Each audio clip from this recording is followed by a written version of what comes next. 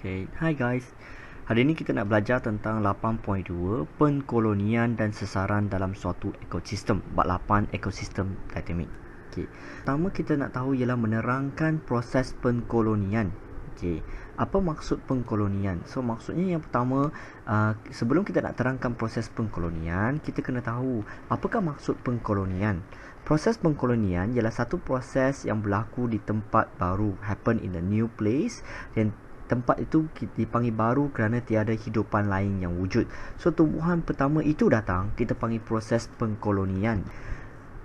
Seterusnya kita akan tengok menerangkan proses sesaran. Okay, itu pun sama, kita kena tahu apakah itu proses sesaran.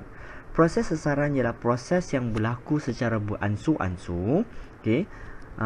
Komuniti yang terdapat di situ mengubah persekitaran yang ada, dan selepas dia mengubah persekitaran yang ada, persekitaran tersebut digantikan oleh komuniti yang lain ataupun lebih sesuai kepada komuniti yang lain yang baru. Okay, ini dipanggil sesaran. So yang first datang, proses itu dipanggil pengkolonian. Selepas itu dipanggil sesaran, perubahannya beransur-ansur kepada struktur tanah yang persekitaran menyebabkan dia tak. Okay. Seterusnya kita nak tahu tentang apakah itu spesies perintis. Mengenal pasti spesies perintis dalam suatu ekosistem. Perintis dalam English kita panggil sebagai pioneer species. Okay. Pioneer species ataupun spesies perintis ini adalah penakluk yang pertama, first colonizer. Okay. Ini macam tadilah, pengkolonian. Jadi yang pertama, spesies yang pertama yang datang menjalankan proses pengkolonian. Okay. Yang spesies yang pertama datang itu dipanggil spesies perintis. Spesies perintis ini biasanya adalah tumbuhan yang lebih tahan lasak, hardly plant, dan dia hidup di kawasan yang dia boleh hidup di kawasan tanah yang kering, kurang nutrien. Seterusnya, mengenal pasti spesies penyesal. Spesies penyesal ialah spesies yang gantikan perintis tadi. Okay, tadi perintis yang datang itu panggil pengkolonian. Selepas tanah itu tak bersesuaian untuk perintis tersebut, akan digantikan oleh spesies penyesal. Ini dipanggil proses penyesaran ataupun sesaran. Okay, penyesal ini akan menukarkan struktur dan kualiti tanah, change the structures and quality of the soil, menjadikan dia lebih sesuai untuk komuniti yang seterusnya, iaitu penyesal yang seterusnya.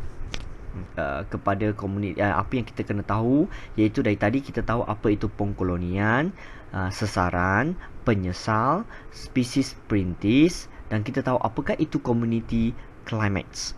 Okay. Kita akan pergi kepada hari ini tentang paya bakau. Okay, iaitu pengkolonian dan penyesaran yang berlaku di paya bakau mangrove. Nice. Okay. So sebelum kita nak pergi semua ini, kita kena tahu masalah-masalah yang dihadapi oleh paya bakau sebenarnya ialah apa. What is the problem faced by the mangrove sebenarnya? Okay, kita ada 1, 2, 3, 4, 5 masalah kat sini. Okay. Yang pertama, yang pertama kita tengok daripada gambar ini, kita tahu tanah di paya bakau ini adalah tanah yang berlumpur dan tanah dia bersifat lembut. Okay. Apa masalah ni kalau tanah berlumpur dengan lembut ni? Dia kurang sokongan. Okay. Iaitu tanah dia tak boleh memegang pokok tersebut dengan baik, so dia kurang sokongan. Okay. Masalah yang kedua ialah angin yang kuat. Tengok kucing tu pun dah tak boleh nak terbang dah tu. Strong coastal wind, iaitu angin laut, kerana paya bakau maksudnya dia berada di muara sungai berdepatan dengan angin laut yang kuat tu. Okay, ini menyebabkan kurang sokongan pada pokok tersebut juga. Okay. So tanah yang bertakung air, so maksudnya tanah dia full dengan air, waterlogged condition. Ini menyebabkan masalah yang pertama ialah oksigen larut kurang, lack dissolved oxygen, iaitu oksigen di dalam air itu kurang. Okay, ini menyebabkan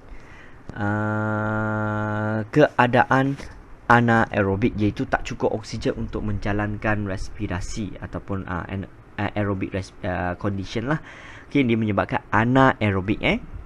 Masalah kedua, kerana dia tak ada tanah dia lembut, lepas tu dia tak cukup, dia banyak dengan air, so ini menyebabkan banyak biji benih akan mati kerana terendam dalam air. So banyak pokok tak sesuai lah. Seterusnya ialah kemasinan air laut yang tinggi, high salinity. Kita pun tahu air laut kita ni mempunyai garam yang lebih banyak. Okay, kalau kita test tu pun kita rasa masin-masin. Okey. So ini menyebabkan keadaan luar sel ataupun keadaan luar sel air tu ataupun laut tu ataupun air tu adalah lebih hypertonic berbanding dengan subsel akar kepada pokok tersebut. So ini menyebabkan banyak air yang akan keluar daripada pokok biasalah. Okey. Seterusnya ialah keamatan cahaya yang tinggi. Tengok matahari ni kuat betul kan? Keamatan cahaya yang tinggi ini menyebabkan kadar transpirasi yang tinggi, high transpiration rate. Okey, kadar transpirasi yang tinggi menyebabkan air banyak hilang daripada pokok. Yang ni kita belajar dalam tingkatan 5 bab 1, iaitu kadar transpirasi yang tinggi, air banyak hilang daripada pokok. Okey. Selepas itu kita akan tahu kenapakah payah bakau sesuai di kawasan itu, bagaimana dia menyesuaikan diri dan bagaimana dia mengatasi masalah. Yang pertama, kita perkenalkan jenis pokok yang ada, iaitu pokok yang pertama yang kita kena tahu ialah Avicennia spesies. Kita tengok daripada gambar ini, Avicennia ni sebenarnya dia mempunyai sistem akar yang bercabang luas. Okay. Bercabang luas maksudnya dia long underground cable rope. Dalam BI ni dia guna perkataan cable rope. Dalam BM tak adalah pula nama dia yang spesifik, tapi dia adalah bawah tanah, dia bermanjang ke tepi. So maksudnya macam dalam gambar kita tu. Okay. Kedua, dia mempunyai sistem akar yang mempunyai pneumatophore. Pneumatophore ni adalah akar yang bernafas. Dan kenapa dia boleh dipanggil sebagai akar bernafas? Dia keluar daripada tanah macam tu, daripada akar kita, dia keluar daripada tanah, daripada akar tu, dan di atas dia mempunyai lenticle ataupun English lenticle yang membolehkan pertukaran gas berlaku. Maksudnya dia ambil oksigen ataupun gas-gas yang diperlukan dalam situ lah, oksigen. Okay. Kedua, kita nak perkenalkan Rhizophora, bukan Rhizophora. Rhizophora ini, apakah ciri-ciri yang ada pada dia? Dia mempunyai akar jangkang, iaitu akar yang keluar daripada tanah tu, yang tinggi-tinggi dia tu kan, dan dia memegang tanah. Seterusnya, Berguira ini adalah spesies payah bakau yang lagi kuat sikit, kerana akar ini dipanggil akar banig, iaitu buttress root. Okey, akar banig ini sama macam akar jangkang, tapi dia lebih kuat, lebih besar, dia keluar daripada tanah. Okay. Dan dia punya akar banig ini mempunyai lenticle besar juga. Okay. Ciri-ciri yang lain ada pada pokok kita adalah daun dia. Okay. Satu, daun dia mempunyai kutikel yang tebal. Okay. Dan daun dia adalah berbentuk succulent, iaitu lebih tebal untuk simpan air sebenarnya.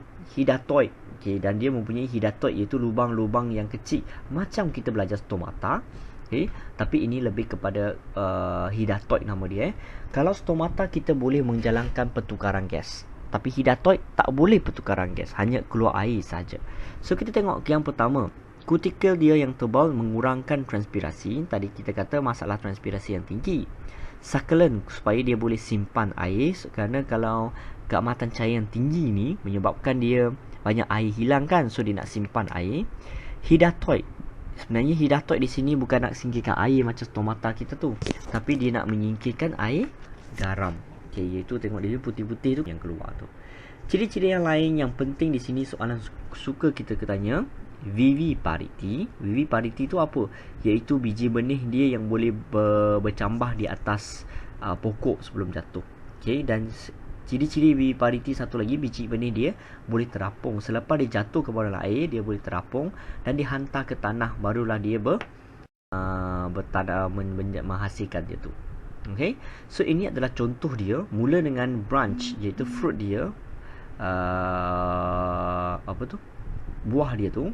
Lepas tu dia keluarkan lenticle, iaitu lenticle tu adalah dia punya akar. Selepas barulah dia tumbuh akar tersebut.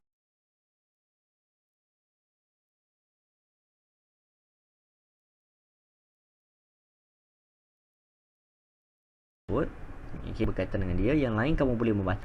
Last kali saya nak kita ingat ialah dalam ini perpuan selalu keluar tentang 4 jenis spesies yang ada, iaitu Avicennia spesies, Soniratia, Rhizophora dengan Berguira dia tu.